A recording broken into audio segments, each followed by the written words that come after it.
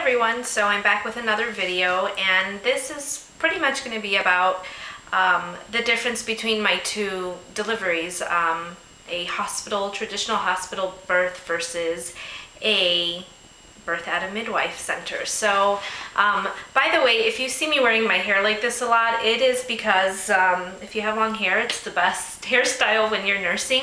I can put my ponytail on this side and then switch it over to the next side when I'm feeding my little Gabby. So, and again, she's over there. This is probably going to be a usual thing of me having her over there so I can watch her.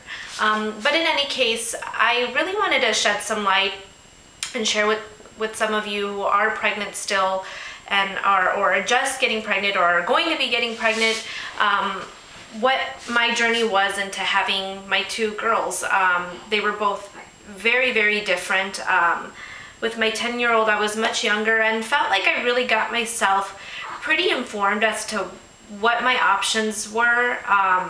Maybe not what my options were, because I did not even fathom the thought of having a midwife, and I did think about and wanted to have a natural delivery, but it usually doesn't work out that way.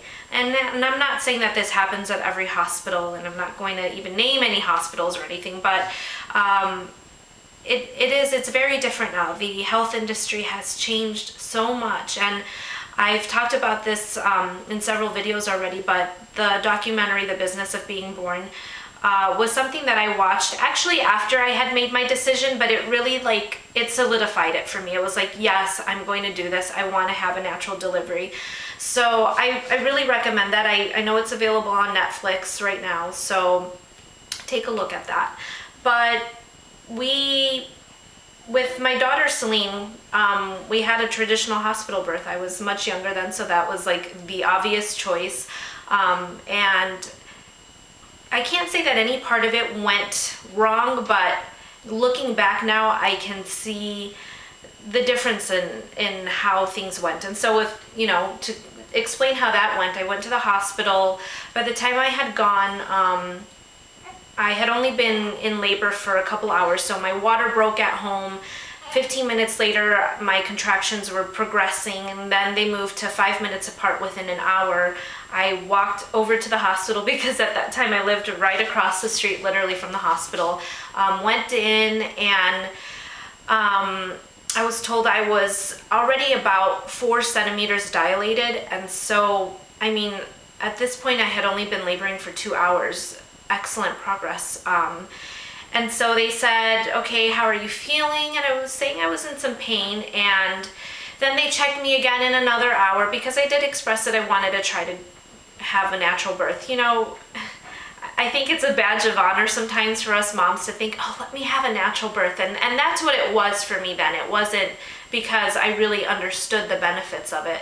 So I fathomed with the idea. And then of course, when you're at the hospital, at least for me, I have probably zero willpower. I'm gonna try to conquer that.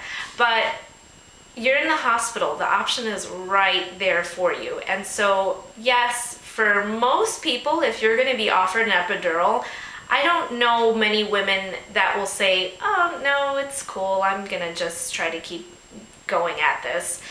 9 out of 10 times, maybe my statistics are off here, but 9 out of 10 times you're going to want to take that epidural. So, and that happened to me. I was progressing through, and of course when you get to the hospital, you get an IV put in right away, and you get Pitocin. Granted, again, this was 10 years ago, so Pitocin was the thing that you were given instantly when you got to the hospital. So I was given Pitocin, and with Pitocin, your contractions, basically what it's doing is it's making your contractions happen faster and stronger, so that let's hurry this process up and let's get this baby out. Time is money. So I had the Pitocin, and with the Pitocin, with the contractions getting stronger, yes, I was in quite a bit of pain.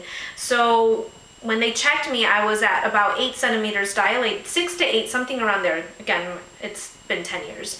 And they said, all right, it's now or never. Do you want the epidural, yes or no? And I said, yes. So I had an epidural, and again, no complaints. Everything went pretty well. 6 hours into me being into labor, they said, okay, you're completely dilated, baby's ready to come out, and and then they said, okay, go ahead and push. And let me tell you the difference, and this is the main difference. When you're told to push with an epidural, despite them lowering the dosage at that moment so that you can feel your contractions and things like that, there's nothing like doing it naturally. The urge to push is completely different. And so I pushed, and I only pushed for 45 minutes, which under normal standards, again, that's pretty good. 45 minutes of pushing is not bad. However, I'm pretty sure it probably would have gone a lot sooner had I had that natural urge to push. And I know that now, right? So I didn't have that. And so during that process, again, this kind of goes hand in hand with that video, and that really shed some light to me that I remember the doctors and the nurses saying, hey, you need to hurry up, get this baby out. You need to hurry up, hurry up, hurry up. If you don't hurry, we're going to go cut you up and you're going to have a cesarean. So, and again, I'm not saying that this happens at every hospital. It certainly doesn't. There are some great hospitals out there that even have midwives on staff, and not that you can only have a natural birth with a midwife, but you get the gist of what I'm saying. So I had her and pushed for 45 minutes and all was great.